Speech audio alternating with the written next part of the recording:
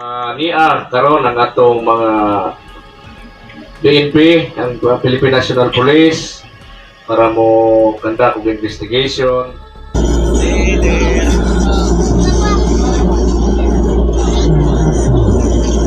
Nakatakdang magsagawa ng ocular inspection si Senator Ronald Bato de la Rosa, kasama ang ilang mambabatas sa baluarte ng sinasabing kulto na Socorro Bayanihan Services Incorporated o SBSI, sa Surigao del Norte.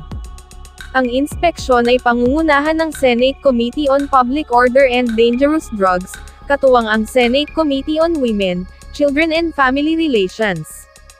Itinakda ang inspeksyon sa October 14 sa Sitio Kapihan sa Socorro, ang baluarte ng SBSI na inakusahan ng pang-aabuso sa mga kabataan, pananakit sa ilang miyembro, at umano'y may shabu laboratory. Target sana ni De La Rosa na sa lalawigan isagawa ang ikalawang investigasyon, sa mga alegasyon ng umano'y pagkakaroon ng shabu laboratory, sa pilitang pagpapakasal sa mga kabataan, at iba pang kaso ng pang-aabuso.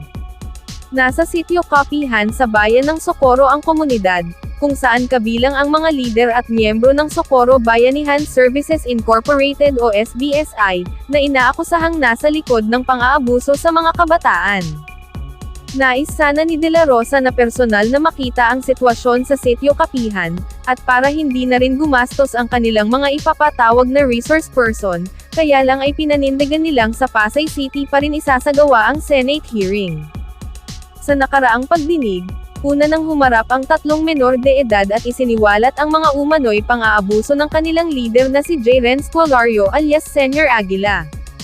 Hindi naman nangangamba si De La Rosa sa kanilang seguridad sakaling matuloy sa Socorro ang kanilang pagdinig, dahil may security na ibibigay ang Philippine Army at Philippine National Police.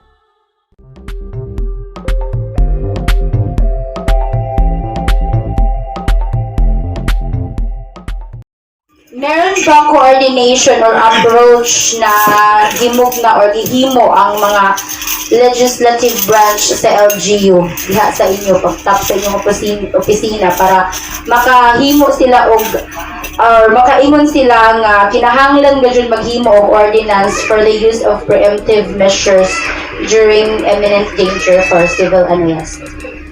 Hello. Okay, before anything else, I'd like to thank especially the leaders of Socorro Bayanihan Services Incorporated for the hot welcome. The crafting, the formulation of ordinansa, we are not part, the police is not part during sa pag-craft, formulation, sa public hearing, dili mi apil ana because we are not part of the legislative. So on the part of coordination, walang coordination yan sa amin kasi prerogative na ng LGU. But during our last meeting, if I'm not mistaken, May 30, during nag-meeting me with the task force Kapihan, nasabi nila na they will be crafting a new ordinance regarding nga sa pag-address ng peace and order sa Socorro. And then, hindi ko alam kung anong ilalagay nila doon sa ordinansa, but they just inform me that magagawa sila ng ordinansa. So walang coordination actually yan kasi we are not part of the legislative body. Ano po ba ang main purpose or objective sa pagbisita ninyo dito sa Kapihan? Our main purpose actually, pagpunta namin dito sa Kapihan, so prior na pumunta ako dito, nag-seek ako ng clearance sa municipal task force natin, yung task force Kapihan, kasi nga diba, bawal umakyat dito ang mga dili taga Socorro. So syempre, mananghit punta, so nananghit ta, municipal mayor, and then the chairman of the municipal task force. Ngayon, ang purpose ng punta namin dito, yun nga din, prior niya, nag-coordinate na ako with Attorney Ralna na magkakaroon kami ng parang investigation regarding nga doon sa mga issues na nakakarating sa PNP, which is kailangan naming i-validate kung tinuod ba. Like for example, nung last na pumunta ako dito, nakapasok man talaga ako ng mga fax holes, di ba? So after ko dito, pinresent ko sa higher headquarters. Sabi ko, eto yung sinasabi niyang fax hole. For me, the personal experience and knowledge, kubo to. Kubo, may konting duyan. And then, the higher headquarters decided na magpadala na lang ng mga investigador para mabalidate ang info na binigay ko. So, parang ganun na ang nangyari. Nag-tour me dito, konta kami ng parang semi-validation na rin siya kasi may info na may info na kami na ganito. So, kailangan lang namin siya i-validate kung totoo ba o hindi. So, during our observation sa pag-ikot sa kapihan, we can say na wala naman kami nakitang mali. Sa lahat ng nakita namin na napuntahan namin, so far wala naman. So, thank you. Ano po ang first impression na may ibibigay niyo sa pagbisita niyo dito sa Kapihan Community sa kabila ng mga issue or aligasyon sa LGU Task Force Kapihan?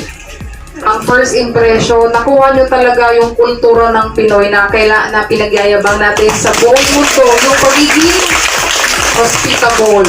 Very hospital talaga kayo. Very hospitable, very welcoming kayo sa mga visitors. Actually, bago nga ako pumunta dito, anong last na pumunta ako dito, sinabihan ko na yan si Attorney Ral na, Attorney, next time bisita ako dito, wala na yung mga banda-banda ho. Unya, nagulat ko, Diyos ko, may nagsayaw-sayaw na.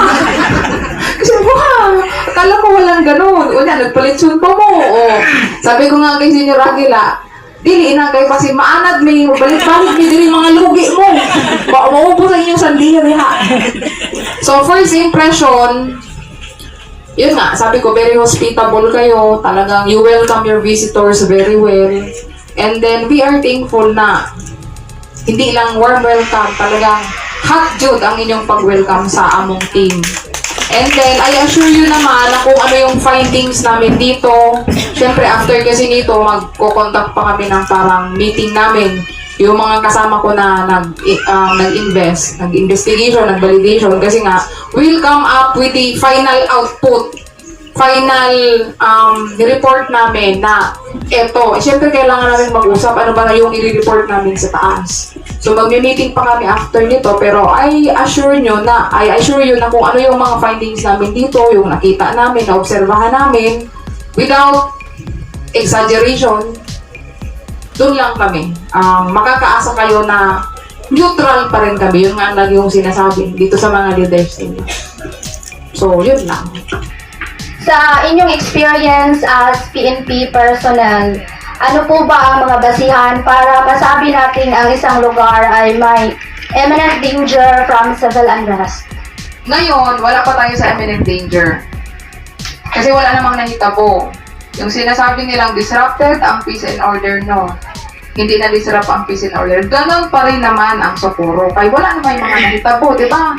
May mga krimen pa na wala namang nahitabo. So yung sinasabi mo sa ordinansa, siguro, lang yan ng LGU to strengthen the security and the safety of the Socorro. Pero kami naman sa PNP, when it comes to checkpoint, kasi parang ang in-emphasize doon sa ordinansa is pag-contact namin ng checkpoint, then syempre, limited lang kami. We are bounded by the police operational procedures. Kung ano lang yung nakalagay sa libro namin, yun lang din ang susundin namin. So far naman, nag-usap kami ni Attorney Ram na kahapon, wala pa namang mga kapihan na nagre-reklamo against sa police ko na mali yung way ng pag-contact nila ng checkpoint. So I think there's peace. Para mahatagan mi og awareness og assurance, unsa man ang mga rules and regulations sa PNP mandatory checkpoint na nakalatid sa inyong PNP patrol plan. Okay. So, basic naman yan during the conduct of checkpoint, parang hindi naman lahat mandated. Na, syempre, dadaan ka sa checkpoint, pag dumaan ka dyan, be courteous din sa mga police. Syempre, courteous din naman yan sila, unless huwag kayong palapit pa lang kayo ng checkpoint. So, sumisigaw-sigaw na kayo. Syempre, ma-open ba yamin na ana, no? Kay police ba yamin? So, syempre, sir, good morning. Ang magkakaroon lang kayo ng problema dyan if alam nyo sa sarili nyo may mga violations kayo. Like for example, nakamotor kayo, alam nyo may violations kayo. Ang may dala kayong illegal na armas, illegal na droga, or previously, ano yun yung tatlo natin? You have committing, actual committing, or commission of the crime. So yan yung mga bagay na hindi kayo palalagpasin lang sa checkpoint. Kung may Mga ganun kayong instances. Pero kung alam nyo sa sarili mo naman na wala lang talaga. At makipag-usap kayo sa police ng maayos na, sir, wala talaga kami ganyan. Wala akong violation, ganyan. Para masabta naman ng mga police. Ako karon nga adlaw, murag grabe ang pupunsa ka siga ning haring adlaw mo pud kasiga ang akong kalipay. Na diin niya karon ang atong mga PNP, ang Philippine National Police para mo kanda og investigation o karon dabi ma-explain akong kalipay pero dako nga pamatud-an o maanhi makuha na nga tong side ilabi na lodyo sa mga aligasyon nga gihimo sa mga batok dinhi ang aligasyon nga pasulti sa uban o karon mauro lamay akong mahisulti. Thank you sa itong Philippine National Police na diin anhi sila aron mukanda kung gano'n sila. Muli akong gihuwat.